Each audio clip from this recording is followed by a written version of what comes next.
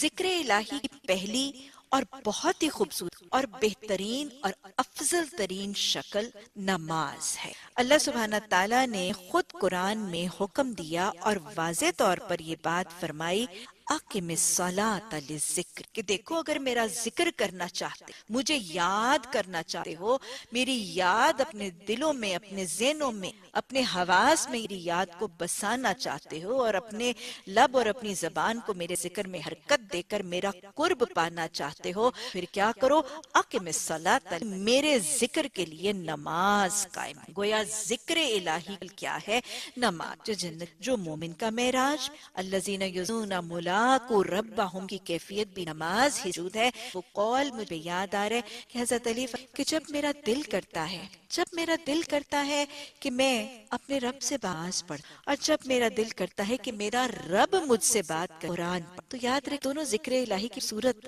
حالت پر بہت خوبصورت ہے۔ تو نماز قائم کرنا اور نماز کو ادا کرنا ذکر الہی اور اللہ کو یاد کرنے کا بہترین اور خوبصورت طریقہ ہے، جس کا حکم اللہ سبحانہ تعالیٰ نے ہمیں دن میں 5 دفعہ یاد رکھ۔ حدیث مبارکہ ہی اس ذکر کے طریقے کے حوالے فرماتی ہوئی نظر آتی ہے کہ مسلمان اور کافر میں صرف ترک نماز کا، مسلمان اور کافر میں صرف ترک نماز ہی کا فرق۔ اور یہاں حدیث میں ایک اور جگہ آتا ہے کہ اسلام اور کفر میں حد فاصل صرف نماز ہے، اور حدیث یہ بھی بتاتی ہے کہ قیامت کے دن بے نمازیوں کا حساب فرعون، قارون، حامان اور ابی بن خلف جیسوں کے ساتھ۔ اور یہ بھی حدیث ہی بتاتی ہے کہ قیامت کے دن اللہ کے حقوق میں جب سوال ہوگا تو پہلا سوال نماز ہی۔ اور پیچھے اللہ تعالیٰ ذکر کا یہ بے خوبصورت افضل ترین طریقہ نماز کا قیام قائم کرنے، اللہ ہمارے اولادوں کو بھی نماز کے قیام طریقہ بھی، اللہ نمازوں کے ساتھ جڑ جائے،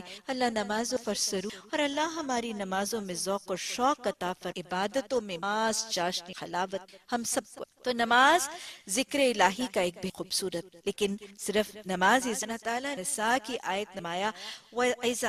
فَإِذَا قَضَيْتُمُ الصَّلَاةَ فَاذْكُرُوا اللَّهَ، کہ جب تم دیکھو اپنی نماز پوری کر لو تو پھر اللہ کا ذکر کرو، قیاما وقعودا وعلا، کہ دیکھو جب اپنی نمازوں کو تکمیل تک پہنچا لو تو پھر بھی اللہ کھڑے بیٹھے ہر حال میں اللہ کا ذکر کی۔ تو گویا نماز کے بعد بھی اس سورۃ نساء میں نماز کے بعد بھی ذکر ہے، اور یہ تاکید پر نبی صلی اللہ علیہ وسلم کا وہ نماز کے بعد کے مسنون اذکار، آپ صلی اللہ علیہ وسلم نماز کے بعد مسنون اذکار جو ہوتا کی وہ نماز کی وہ مسنون ہے، وہ موجود نماز کے بعد اس کے الفاظ موجود کہ نماز کی ادائیگی کے بعد جب تک جگہ پر رہتا ہے اور ذکر کرتا ہے اور دعا کرتا ہے تو گویا وہ نماز ہی کی حالت۔ تو نماز کے بعد نماز کے مسنون اذکار، اور پھر ذکر کی ایک بہت خوب شکل قرآن، کیونکہ قرآن کو بھی اللہ سبحانہ ذکر کہتے ہیں۔ قرآن میں فرمایا اِنَّا نَحْنُ نَزَّلْنَا الذِّکْرَ، کہ دیکھو ہم نے یہ ذکر، یہ کلام نصیحت نازل کیا، چونکہ اللہ نے قرآن کو الذکر کہہ کر پکارا ہے تو قرآن کی تلاوت کرنا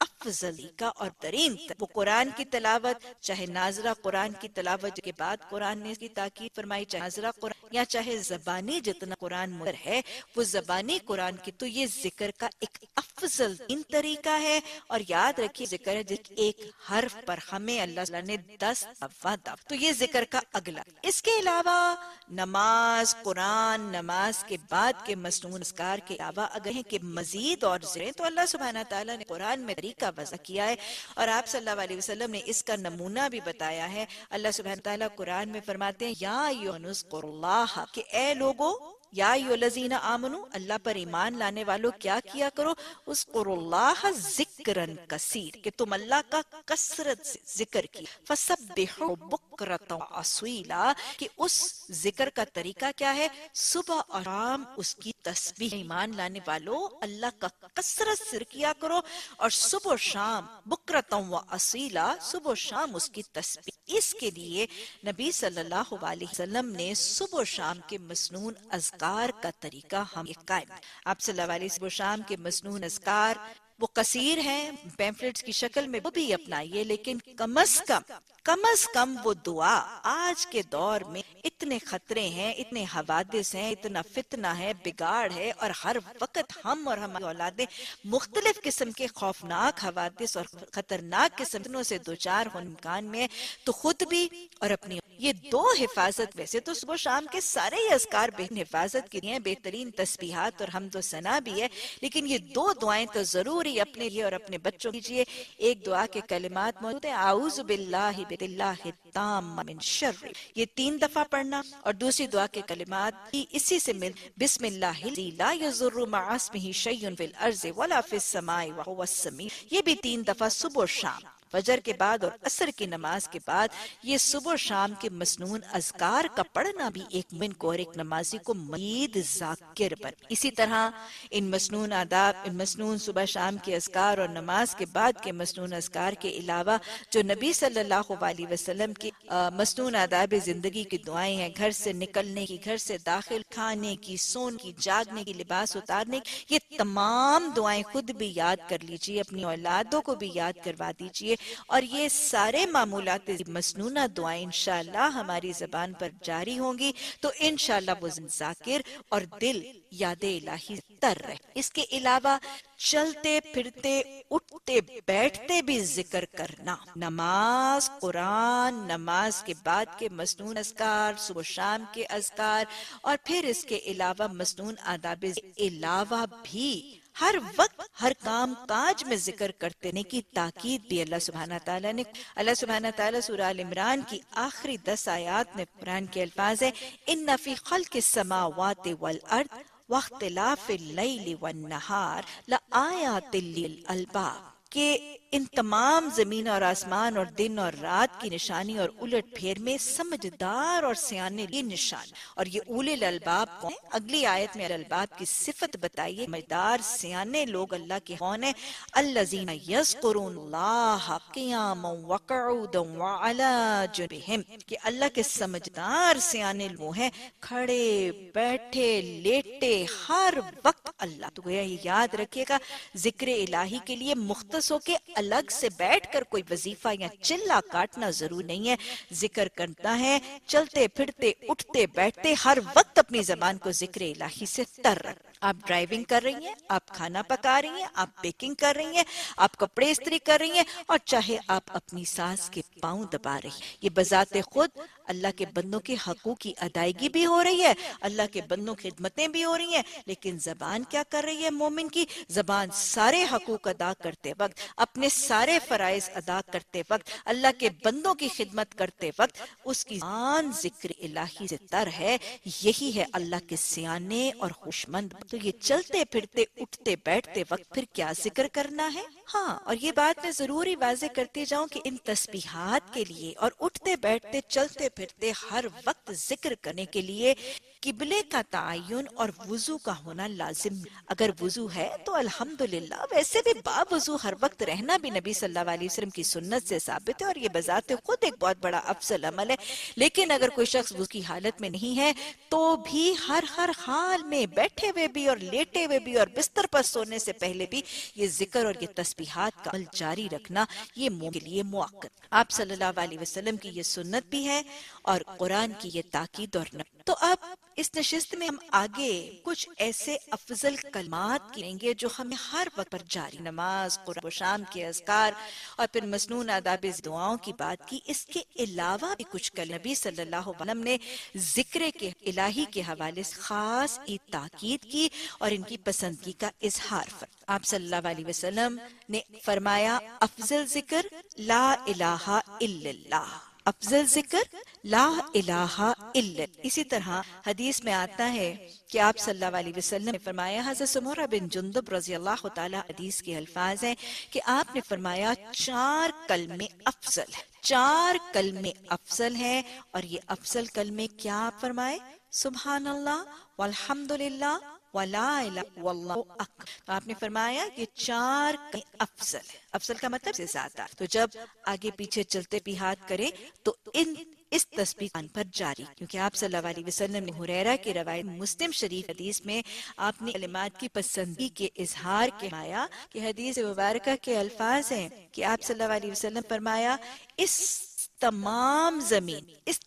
زمین پر جتنی چیزوں پر سورج کی روشنی پڑتی، اس روئے زمین پر جتنی چیزوں پر سورج کی روشنی ہے، ان سب سے زیادہ مجھے یہ محبوب ہے کہ میں ایک بار کے ساتھ مل کر لیجئے تاکہ آپ کو نشین اور صحیح دان پر جا۔ اس روئے زمین پر جتنی چیزوں پر سورج کی روشنی پڑتی ہے، ان سب سے زیادہ مجھے یہ محبوب کہ میں ایک دفعہ کہوں سبحان اللہ والحمدللہ ولا الہ۔ یہ کلمہ کتنا زیادہ افضل ہے کہ ایک واقعہ بھی آتا ہے کہ صلی اللہ علیہ وسلم اپنے گھر سے باہر گئے اور آپ صلی اللہ کے دستے ایک لاٹھی یا عصا تھی۔ آپ صلی اللہ علیہ وسلم، راوی فرماتے ہیں، درخت کے پاس جس کے پتے خشک تھے، اور راوی کہتے ہیں کہ آپ صلی اللہ علیہ وسلم اپنی لاٹھی اس درخت کے پتے جھاڑنے سے گرنے لگے۔ ان جھڑتے ہوئے پتوں دیکھ کر آپ صلی اللہ علیہ وسلم جس طرح ایک خشک درخت سے اس کے پتے جھڑتے ہیں، اس ہی طرح مومن کے گناہ جھڑتے ہیں جب وہ کہتا ہے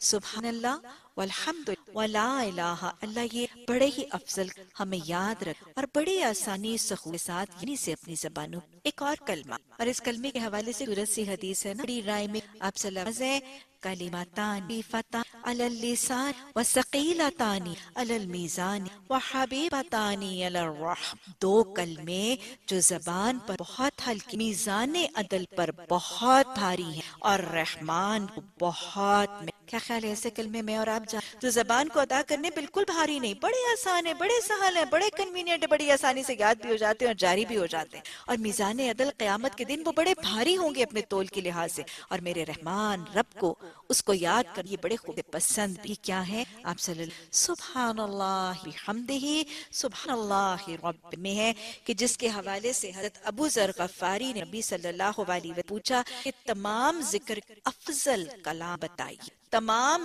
افضل کلمات بھائیے، تو آپ صلی اللہ علیہ وسلم کیا میں کو تسبیح نہ سکھا دوں جو اللہ کے کی تسبیح ہے؟ کیا میں تمہیں وہ تسبیح نہ سکھا دوں جو اللہ کے فرشتوں کی تسبیح بھی کرتے؟ سورہ بقرہ میں آتے کہ نحن نسبح بحمدک ونقدس لک، کہ ہم تیری تسبیح کرتے ہیں اور ہم تیری پاکی اور بڑائی بیان۔ فرشتوں کی تسبیح کیا ہے؟ سبحان اللہ وبحمدہ سبحان اللہ العرش عظیم۔ اور اسی کے حوالے خوشخبری بھی موجود، آپ صلی اللہ جو شخص دن میں 100 مرتبہ یہ کلمہ کہے گا، یہی کلمہ جو میں بار بار دہرا رہی ہوں، یہ فرشتوں کی تسبیح والا شخص 100 بار دن یہ کلمہ کہے گا، اس کے گناہ اگر سمندر کی جھاگ کے برابر ہوں۔ آپ نے احساس ہے کہ سمندر وسعت والا اور سمندر کے اوپر جھاگ بھی اتنی زیادہ قصیر ہوتا۔ آپ صلی اللہ علیہ وسلم نے فرمایا جو شخص یہ کلمہ دن میں 100 دفعہ پکارے گا، اگر اس کے گناہ سمندر کی جھاگ کے برابر بھی ہوئے تو وہ بخش دیے جائیں۔ رب اغفر یار زبان کثرت سے ذاکر، اللہ یہ ذکر کے کلمے اللہ ان کا حفظ بھی عطا فرما، بڑی آسانی کے ساتھ، یاد دہان کے ساتھ، سہولت اور روانی کے ساتھ اللہ سبحانہ تعالیٰ اور تمام لغویات سے پرہیز کرتے ہوئے اپنی زبانوں کو خوبصورت کر۔ اس کے علاوہ ایک اور کلمے کے حوالے سے ایک اور واقعہ، وہ واقعہ جویریہ رضی اللہ کے واقعہ کچھ کے راوی فرماتے ہیں جویریہ رضی اللہ تعالیٰ اپنے فجر کی نماز کے نبی صلی اور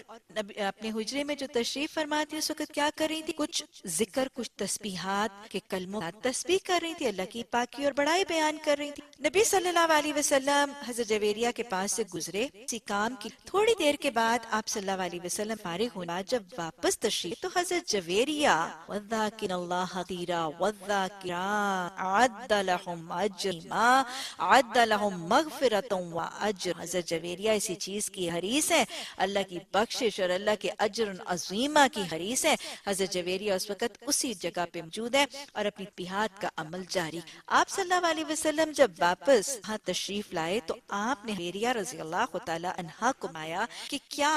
میں تمہیں وہ کلمہ بتا دوں کہ جتنی دیر تم نے جو کلمات پڑھے اگر اس کی جگہ تم وہ کلمہ ایک دفعہ پکارتی تو اس ایک دفعہ پکارنے کا اجر ان تمام تسبیحات پر بھاری ہو جاتا، یعنی اتنی دیر جو آپ نے تسبیح کی اس کی بنسبت اگر ایک دفعہ آپ وہ تسبیح پکارتی تو ان تمام تسبیحات پر اس کا اجر بھاری ہو جاتا۔ یہ تسبیح کیا تھی؟ آپ صلی اللہ علیہ وسلم یہ کلمہ حضرت جویریہ رضی اللہ تعالی سکھایا، سبحان اللہ بحمدہ عدد خلقہ ورضا نفسہ ذات عرشہ ومداد ہے، اور یہ وہی تسبیح بنیادی طور پر بہت دفعہ ہم آواز میں بھی۔ پھر ایک اور کلمہ،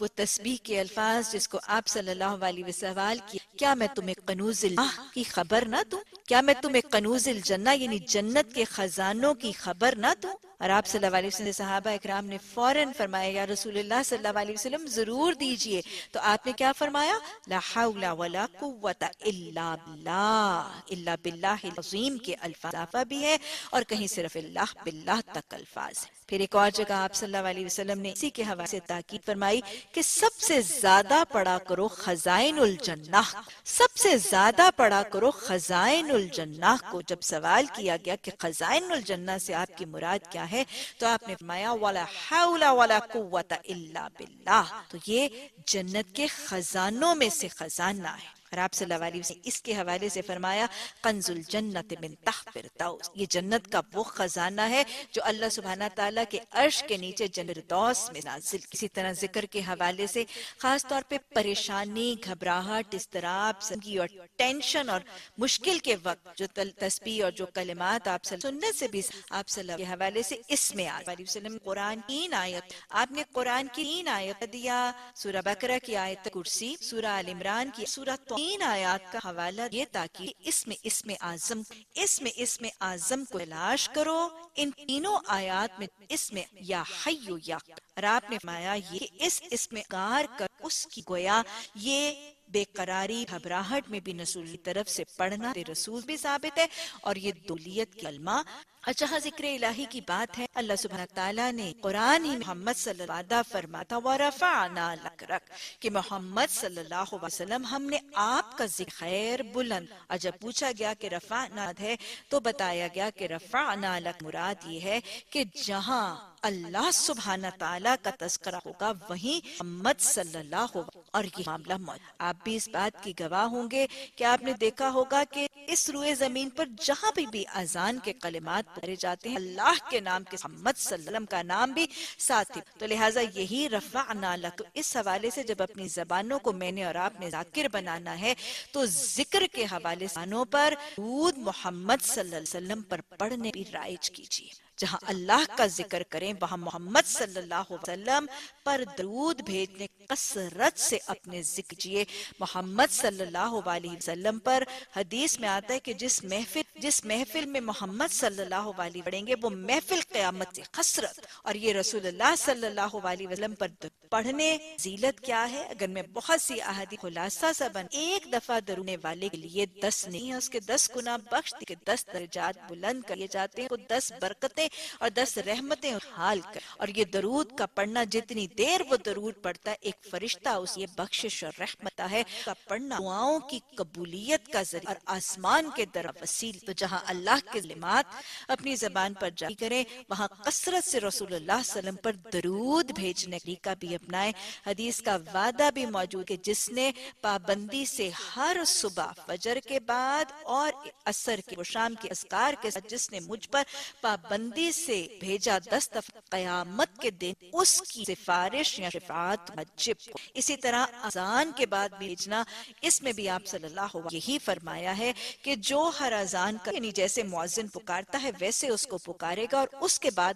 درود بھیج کر میرے وسیلے کی دعا کرے گا، اس کے لیے سفارش واجب۔ سورہ بقرہ قرآن کی ہر چیز، اور اس میں ایک اور یہ آیت کرسی، اور سورہ بقرہ ہی کے حوالے سے آپ سب 2 سورتوں سورہ البقرہ اور سورہ ال عمران کے حوالے سے آپ نے مایا الزہراوین یعنی 2 چمکنے والی سورت الزہراوین، ان کو پڑھا کرو کیونکہ قیامت کے دن یہ اس حال میں جیسے 2 سائبان، 2 بادل، 2 پرندوں کے جھنڈ، اور یہ اپنے پڑھنے والوں میں سفش اور جھگڑا کرے۔ اور اسی طرح آپ صلی اللہ علیہ وسلم نے سورہ بقرہ کے حوالے سے فرمایا اس کو حاصل کرنا باعث برکت ہے اور اس کو چھوڑ دیں باعث حسرت ہے۔ تو اللہ سبحانہ تعالیٰ ہمیں سورہ بقرہ کے احکامات کو پڑھنے، سمجھنے اور سب سے بڑھ کر اپنی زندگی کے خاکوں میں اس کے ساتھ رنگ بھر۔ اللہ سبحانہ تعالیٰ سورہ بقرہ کی اس آیت میں فرما رہے ہیں، ایک حکم دے رہے ہیں اور پھر اس حکم سے ملنے والا ایک فائدہ اور اس کا ایک فیض جو ہے وہ بھی قاری قرآن کو سمجھ۔ حکم کیا ہے؟ فذکر، فائدہ کیا ہے؟ اذکر، فذکرونی، اے قاری قرآن، اے صاحب ایمان، تم کیا کیا کرو؟ پس تم میرا ذکر کی۔ اللہ سبحانہ تعالیٰ آیت میں حکم دے رہے ہیں قاری قرآن کو، مومن کو، ذکر الہی، کہ تم میرا ذکر کیا۔ ذکر کا مطلب ذکرہ کا مطلب ایک تو یاد کرنا، یاد دہانی رکھ، اور ذکرہ کا مطلب ہے تذکرہ کرنا، مینشن۔ تو گویا اللہ سبحانہ تعالیٰ حکم کیا دے رہے ہیں کہ تم مجھے یاد رکھا کرو، اپنے دلوں میں میری یاد بسا لیا کرو، اور اپنی زبانوں میں میرا ذکر اور اپنی زبانوں پر میری تسبیحات کے تذکرے جاری رکھا۔ ذکر الہی کا حکم ہے۔ یاد رکھیے گا اللہ کا ذکر اور ذکر الہی اللہ سبحانہ تعالیٰ کا ایک پسندیدہ اور ایک بہت ہی افضل عمل ہے۔ اللہ سبحانہ تعالیٰ ایک عبادت کی لد ہے، اور مومن کے لیے اللہ سبحانہ تعالیٰ نے اس حالت کا صرف حکم ہی نہیں، مومن کے لیے اس حالت کو پسند بھی۔ اور یہاں تک کہ اللہ سبحانہ تعالیٰ کو قرآن ہی میں اللہ فرماتے ہیں وَلَا تَكُن مِّنَ الْغَافِلِينَ، کہ دیکھو تم غافلوں میں سے نہ ہو جانا، کہ کہیں ایسا نہ ہو کہ تمہارا دل میری یاد سے غافل ہو جائے، تمہارے لب، تمہارے ہونٹ میرے ذکر اور میرے تذکروں سے، میری تسبیحات سے غافل ہو جائے۔ وَلَا تَكُن مِّنَ الْغَافِلِينَ، تو اللہ سبحانہ تعالیٰ کی یہ تاکید فَاذْكُرُونِی اور یہ امر وَلَا تَكُن مِّنَ الْغَافِلِينَ متحرک بنا نبی صلی اللہ علیہ وسلم کی نماز کے بعد کی اس دعا۔ آپ صلی اللہ علیہ وسلم نماز کے بعد یہ دعا فرماتے تھے ربی اعنی علی ذکرک و شکرک و حسن عبادتک، کہ اللہ سبحانہ تعالیٰ تو معاونت کرنا، شیطان کی اکساہٹوں اور شیطان کے وسوسوں اور فتنوں کے خلاف میری معاونت کرنا، کہ میں تیرا ذکر کروں، میں تیرا شکر کروں، اور میں تیرا ذکر اور تیرا شکر کر کے اپنی عبادات کے اندر حسن پیدا میں کامیاب ہو۔ آگے چلنے سے پہلے یہ بھی یاد رکھیے، جب زبان ذاکر ہوگی اور دل شاکر ہوگا تبھی عبادات میں حسن۔ اور آپ صلی اللہ علیہ وسلم سے صحابہ اکرام نے قرآن کی آیت نازل اور اس میں فرمایا گیا وَالَّذِينَ ذَهَبَ الزَّكَاةَ فَبَشِّرْهُم بِعَذَابٍ، کہ وہ لوگ جو سونے چاندی کے ڈھیر خرچ کرتے ہیں وَلَا يُنْفِقُونَهَا فِي سَبِيلِ اللَّهِ، اور اس کو اللہ کے راستے میں خرچ نہیں کرتے، ان کو کیا کرو؟ ان کو عذاب نلیم، ان کو بہت بڑے عذاب کی خوشخبری۔ تو اللہ سبحانہ تعالیٰ نے سونے چاندی کے ڈھیر جمع کر کے ان پر اللہ کا حق کی زکوٰۃ نہ ادا کرنے والوں کے لیے جب یہ وعید اس آئے تو صحابہ اکرام نبی صلی اللہ علیہ وسلم ہوئے، اور انہوں نے فوراً ہی سوال کیا اور اظہار کیا صلی اللہ علیہ وسلم اس آیت کے بعد اب ہم سونے چاندی کا ڈھیر جمع کرنے کی کوشش نہیں کرتے، تو ہمیں بتائیں کہ آپ صلی اللہ علیہ وسلم نے فرمایا جمع کیے جانے کے لائق تین چیز، جمع کیے جانے کے لائق یعنی if you want کہ تم کوئی چیز جمع کرو تو پھر تین چیزیں جمع کرنے کی۔ تین چیزیں کیا ہیں؟ ذکر کر، شکر کرنے والا دل، اور صبر کرنے والا جسم۔ اسی سے ملتی چیز میں آپ نے ایک جگہ فرمایا جس شخص کو چار باتیں مل گئیں اس کو گویا دنیا کی ساری نعمتیں مل گئیں۔ اور یہ چار چیز میں فرمایا ذاکر زبان، شاکر دل، صابر جسم اور ان کے مد۔ اللہ سبحانہ یہ چاروں ہمیں، ہمارے ازواج اور اللہ سبحانہ نے سب ربی عینی علی ذکر حسن۔ تو اللہ سبحانہ تعالیٰ آج ذکر کا تذکرہ اور ذکر کی تاکید، ذکر الہی سے مومن کو کیا کیا برکت اور کیا فیض اس کے شامل حال ہو۔ اللہ سبحانہ تعالیٰ نے سورہ عنکبوت کی آیت نمبر 5 میں فرمایا ہے واضح طور پر وَلَذِكْرُ اللَّهِ اکبر، ذکر الہی کی کیا بات پوچھتے ہو؟ ذکر الہی تو سب سے اکبر، سب سے بڑا عمل ہے۔ وَلَا ذِكْرُ اللَّهِ اکبر، ذکر الہی تو اللہ سبحانہ تعالیٰ کے نزدیک سب سے بڑا عمل ہے، سب سے افضل۔ اور ایک واقعہ بھی آتا ہے صحابہ اکرام میں کچھ لوگوں نے نبی صلی اللہ علیہ وسلم سے پوچھا کہ یا رسول اللہ صلی اللہ علیہ وسلم ہم سب روزہ رکھتے، ہم سب میں سے سب سے زیادہ اجر کس روزے دار کا ہوگا؟ تو آپ نے فرمایا وہ شخص جس روزے میں ذکر سب۔ پھر پوچھا گیا کہ ہم سب جہاد کرتے، ہم سب میں سے کس مجاہد کا اجر سب سے زیادہ ہوگا؟ آپ نے جس نے ذکر سب سے کیا، اور یوں صحابہ اپنے میں رہے، اور آپ ہر عمل میں ذکر سب سے زیادہ۔ یاد رکھ لیجئے ذکر الہی پھر وہ افضل عمل ہے، بذات خود پہ ذکر الہی ایک افضل عمل ہے، سب سے زیادہ اجر اور ثواب والا عمل اور عبادت ہے، اللہ کے پسندیدہ اعمال میں عمل ہے۔ اور صرف یہ ذکر کا عمل جس عمل کے ساتھ شامل ہو جائے وہ اس عمل کا بھی سب سے زیادہ بڑھا کر دیے جانے کے سبب پر۔ ایک اور بات بھی یاد رکھ، ذکر کا طریقہ لازم کہ ہم لمبے لمبے وظیفے کر لیے اپنے فرائض پر، مثلا کسی بیمار کی عیادت کا کام چھوڑ کر، کسی گھر کی ذمہ داری کو چھوڑ کے ترک کر کے لمبے لمبے وظائف کیے جائیں۔ ذکر کیا ہے؟ چلتے پھرتے اٹھتے بیٹھتے جب ہم جسم کے اعضاء اور ہمارے جسم کا ایک ایک حصہ ہمارے فرائض ادا کر رہا ہے، اللہ کے بندوں کے حقوق اور خدمت کر رہا ہے، اس وقت تر اور مصروف عمل، یہی ذکر کا بہترین طریقہ ہے۔ اور یہ یاد رکھیے گا، ایسا شخص جو اپنے معمولات زندگی میں ذکر کرتا رہتا ہے، اس کو ان معمولات کے اعمال کا اجر سب سے زیادہ بڑھا کر، یہ اللہ کا ذکر کتنی زیادہ بڑی بات ہے۔ اللہ سبحانہ تعالیٰ ایک اور آج ہی کی آیت میں اگر آپ دیکھیں کتنی بڑی بات ہے، فَاذْكُرُونِي أَذْكُرْكُمْ، کتنا بڑا عمل ہے کہ تم جب اللہ کا ذکر کرو گے تو وہ اللہ اکبر، وہ سب سے بڑا رب تمہارا ذکر کر۔ یہ ہے ذکر الہی کی بڑائی اور اس کی عظمت، تم اللہ کا ذکر کرو گے تو وہ عظیم رب تمہارا ذکر کر، یہ ہے اس کی بڑائی، تم اللہ کے ہاں مذکور ہو جاؤ۔ اور اس بات کی تفسیر حدیث میں بھی ہے کہ آپ صلی اللہ علیہ وسلم سے حضرت ہریرہ نے، بخاری اور مسلم حدیث آتی ہے کہ اللہ سبحانہ تعالیٰ فرماتے ہیں، حدیث قدسی کے الفاظ ہیں کہ اللہ سبحانہ تعالیٰ فرماتے ہیں کہ میں اپنے بندے کے گمان سے بڑھ کے معاملہ کرتا ہوں جب میرا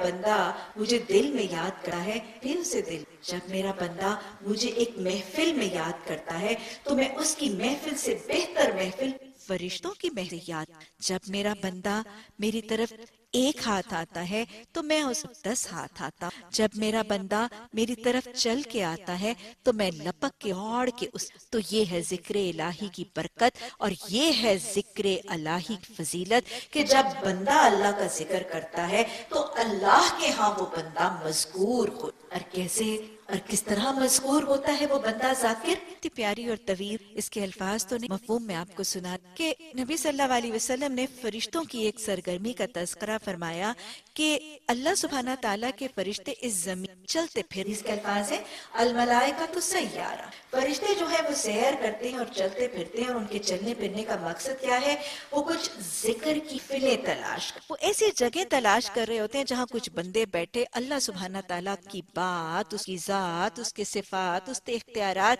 اس کے احکامات، اس کے کلام کی تعلیم اور نشستوں میں۔ حدیث میں آتا ہے کہ جب ان فرشتوں کو تلاش کرنے والے اس میں گھیر لیتے ہیں، اس محفل کے گرد گھیرا اور دائرہ اور احاطہ بار۔ حدیث مزید بتاتی ہے کہ یہ گھیرنے والے فرشتے زمین اور آسمان میں آنے جانے والے فرشتوں کو روک، یہاں تک کہ اس محفل کو زمین سے لے کے آسمان تک فرشتے اپنے گھیرے سے ڈھانپ لیتے ہیں، اور جتنی دیر یہ حاضری یہاں بیٹھے رہتے ہیں، فرشتے ہر آنے والے کے قدموں تلے اپنے پر بچھاتے، ان حاضرین محفل کے دلوں میں سکینہ طاری کرتے اور ان محفل کے لوگوں کے لیے بخشش اور رحمت کرتے۔ پھر حدیث میں آتا ہے کہ جب یہ محفل تکمیل تک پہنچی ہے، محفل برخاست ہوتی ہے، تو یہ لوگ اس محفل سے نکلتے ہیں تو فرشتے بھی، اس محفل کو گھیرنے والے فرشتے بھی یہاں سے نکلنا تعالیٰ حاضر ہو۔ حدیث مزید بتاتی ہے کہ اللہ سبحانہ تعالیٰ ان فرشتوں کو مخاطب ہو، ان سے، حالانکہ حدیث میں الفاظ ہے حالانکہ اللہ سبحانہ تعالیٰ سب جانتے ہیں، وہی اللہ سبحانہ تعالیٰ جانتے بوجھتے فرشتے یہ پوچھتے ہیں، تو فرشتے ان سے مخاطب ہیں الہی، یہ تیرے بندے تھے، اللہ سبحانہ تعالیٰ ان سے کہ یہ کیا کر رہے تھے؟ تو فرشتے کہیں الہی ذکر کر رہے۔ اللہ سبحانہ تعالیٰ مزید ان فرشتوں سے سوال کر کیا چاہتا، یعنی ان کا مقصد، ان کا مدعا، ان کا غرض کیا تھی، یہ کیوں جمع ہوئے تھے؟ تو اس پر حدیث میں فرشتے اللہ سبحانہ تعالیٰ سے خاطب ہو کر الہی یہ تجھ سے تیری بخشش کے طلبگار، الہی یہ تجھ سے تیری بخشش کے طلبگار ہیں۔ حدیث مبارکہ کے الفاظ ہے کہ اللہ سبحانہ تعالیٰ ان فرشتوں کو مخاطب ہو کر فرماتے، مجھے میرے جلال کی قسم ان سب کو میں نے ان کے اٹھنے سے پہلے بخش، یہ ہے ذکر الہی، اور یہ ہے ذکر الہی کا یوز کہ ذکر اور دین اور قرآن کی تعلیم اور تدریس کی محفلوں کے شامل ہونے والوں کے حق میں اللہ سبحانہ تعالیٰ اس سے بہتر محفل فرشتوں کی محفل میں یہ اعلان فرماتے ہیں کہ ان کے اٹھنے سے پہلے انہیں بخش دی۔ اللہ سبحانہ تعالیٰ حق میں شامل، اللہ ہم ذکر کی، قرآن کی، حدیث کی تعلیم کی محفل اور رشتوں میں شامل ہوتے ہیں، اللہ ان کی توفیق اور ثابت قدمیاں بھی عطا، اور اللہ جب ہمیں شامل ہوتے ہیں، جو سیکھتے ہیں، سکھاتے ہیں، اللہ اس کو ہمارے حق میں قبول بھی فرما لے، اور اللہ ہمارے اٹھنے سے پہلے ہمارے گناہوں کو بخش بھی۔ پھر اس حدیث میں مزید آگے واقعہ بھی آتا ہے کہ جب اللہ سبحانہ تعالیٰ یہ عام بخشش کا اعلان ان محفل کے لوگوں کے آتے ہیں تو ایک فرشتہ اللہ سبحانہ مخاطب ہو کر کلام ہو، تو نے جو یہ عام بخشش کا اعلان میں ایک شخص ایسا بھی لوگوں میں ایک شخص ایسا بھی تھا جو اس میں شامل، وہ تو سرے راہ گزر رہا تھا، گزرتا گزرتا وہ اس محفل میں آ بیٹھا، اس کے لیے کیا ہو؟ وہ تو اس محفل کے لیے نہیں آیا تھا، وہ تو ویسے پاسر بائے تھا اور وہ آ کے بیٹھ گئی۔ اس میں آتا ہے کہ اللہ تعالیٰ فرمائیں گے یہ ایسے نصیبے والے لوگ ہیں، یہ ایسے خوش نصیب لوگ ہیں، لا تشتقی بجلیسہم، ان کے تو ساتھ بیٹھنے والے بھی کام ہونا مراد نہیں۔ اور یہ ہے رحمت جو شامل حال ہو جاتی ہے اس شخص کے جو ذکر کے ساتھ جڑا رہے۔ اور یاد رکھیے گا ذاکر صرف اللہ کے ہاں مذکور نہیں ہوتا۔ ایک اور حدیث میں آتا ہے کہ آپ صلی اللہ علیہ وسلم نے فرمایا کہ جب میرے بندے کے لب میرے سے ہلتے، جب میرے بندے کے لب میں ذکر ملتے ہیں، اس وقت قریب ترین ہوتا ہے، اس وقت وہ میرے قریب ترین۔ ذکر الہی کا اگلا انعام قرب الہی۔ اور یاد رکھیے گا وہ شخص جس کا ذکر اللہ کے ہاں ہو، جس کو اللہ بخشش کے پروانے، جس کو اللہ کا قرب ملے گا، جو افضل عمل کرے گا، جو رحمان کے قریب ہو جائے گا، انشاءاللہ وہ شیطان سے ضرور محفوظ ہو جائے۔ اور حدیث بھی بتاتی، آپ صلی اللہ علیہ وسلم نے فرمایا ہر انسان کے دل کے دو حصے ہیں، ایک حصے میں شیطان اور دوسرے حصے میں اس کا فرشتہ رہتا ہے۔ جب وہ شخص اپنی زبان سے ذکر کرتا ہے، اللہ کو یاد کرتا ہے، تسبیحات کرتا ہے، تو اس کا شیطان وہاں سے بھاگ جاتا ہے۔ اور جب وہ ذکر کو ترک کرتا ہے یا چھوڑتا ہے ذکر سلسلہ، تو وہ شیطان اپنے دل کے حصے پر واپس آتا ہے، آہستہ سے اپنی چونچ رکھ کے اس شخص کے دل میں ایک وسوسہ ڈال دیتا ہے۔ اور یاد رکھیے گا شیطان کو اختیار صرف وسوسہ ڈالنے، اور یہ بھی یاد رکھیے گا کہ شیطان وسوسہ کس کا ڈالے گا؟ کوئی خیر اور بھلائی اور نیکی کے کام کا نہیں، گناہ کے کام ہی کا وسوسہ۔ تو ذکر الہی سے شیطان کی اکساہٹوں، اس کے وسوسوں سے بھی انسان محفوظ ہو جاتا ہے اور شیطان سے دور اور رحمان کے قریب۔ اور خود ہی ذرا سوچ لیجئے، جو رحمان کے قریب ہوگا، جو رحمان کے ہاں مذکور ہوگا، جو شیطان سے محفوظ ہوگا، جو شیطان کی اکساہٹوں سے بچ جائے گا، پھر اس کے دل پر کیا آئے گا؟ اس کو سکینہ میسر آ جائے گا۔ اللہ قرآن میں بھی فرماتے ہیں الا بذکر اللہ قلوب، دیکھو ارے غم کے مارو اس معاشرے کے ستائے ہوئے لوگوں سکون کہاں ڈھونڈتے؟ کیا خیال ہے آج سکون ناپید نہیں؟ آج سکون ناپید نہیں، لوگ بے سکونیوں کا، لوگ انتشار کا، گھبراہٹوں کا، ٹینشنز کا شکار نہیں، anxieties, tensions, depressions, nervous breakdowns آج معاشرے میں کتنے کامن ہیں۔ کوئی اچھے سے اچھا لباس پہن کے سکون پانے کی کوشش کر رہا ہے، کوئی بڑے سے بڑا گھر بنا کے پرسکون کی کوشش کر رہا ہے، کوئی بڑے سے بڑی خوب سے خوب تر گاڑی خرید کر پرسکون اور مطمئن ہونے کی کوشش کر رہا ہے، اور کوئی کچھ نہیں تو جائیدادیں اور نقدیاں اور سونے چاندی کے ڈھیر سمیٹ کے پرسکون کوشش کر رہا ہے، اور کوئی کچھ بھی نہیں تو ٹرانکولائزرز اور سیڈیٹیوز اور ریلیکسنس اور ہپنوٹکس کے گولیوں کے پھکے مار کے سونے اور سکون کوشش کر رہے ہیں۔ لیکن اللہ نے فرما دیا سکون کہاں ڈھونڈتے ہو؟ سکون قلب تمہیں اللہ کے ذکر میں ملے۔ اللہ کا ذکر کرو، اللہ کو یاد رکھو، زبان پر ذکر طاری رکھو، ذکر کی محفلوں کے ساتھ جڑو، وہیں پہ تمہیں سکون، وہیں پہ تمہیں سکینہ قلب کا۔ اور ساتھ ہی اللہ سبحانہ تعالیٰ نے وارن بھی کر دیا، جہاں ذکر کے ساتھ سکون ملے گا وہاں ذکر کی کمی، کوتاہی اور غفلت سے بے سکونیاں بھی۔ اللہ نے قرآن میں فرمایا وَمَنْ أَعْرِضْ عَنْ ذِكْرِ، جو میرے ذکر سے اعراض کرے، وَمَنْ أَعْرِضْ عَنْ ذِكْرِ فَإِنَّ لَهُ مَعِيشَةً ضَنْكًا، دیکھو ذکر سے اعراض کرے گا، منہ موڑے گا، اس کے دل میں میری یاد نہیں، اس کی زبان پر میری تسبیحات اور ذکر اور تذکرے نہیں ہیں، وہ میری نعمتوں کو یاد نہیں کرے گا، وہ میری نوازشوں کو یاد نہیں کرے گا، وہ میری قدرت، میرے کمالات کو بھول جائے گا، فراموش کر دے گا، تو پھر کیا دوں گا؟ پھر میں اس کا سکون اس سے چھین کر اس سے زندگی گزارنے کا طریقہ اس کا تنگ کر دوں گا، اس کی معیشت اس کے لیے، اس کی زندگی گزارنی دھوبر ہو جائے گی، اجیرن ہو جائے گی، مشکل ہو جائے گی اس شخص کی۔ اور کیا خیال ہے یہ آج نظر، کیا خیال ہے یہ آج نظر نہیں آتا؟ آج سب کی زندگی اجیرن ہے، آج سب ایک دوسرے سے تنگ ہیں، بیزار ہیں، اولادیں ماں باپ سے تنگ ہیں، ماں باپ اولادوں سے تنگ، ملازم اپنے آقا سے تنگ ہے اور مالک اپنے ملازموں سے تنگ ہے، بیوی شوہر سے تنگ ہے، شوہر بیوی سے تنگ ہے، حاکم محکوموں سے تنگ ہے، محکوم حاکموں سے۔ کیا ایک ٹوٹل بیزاری، ایک ٹوٹل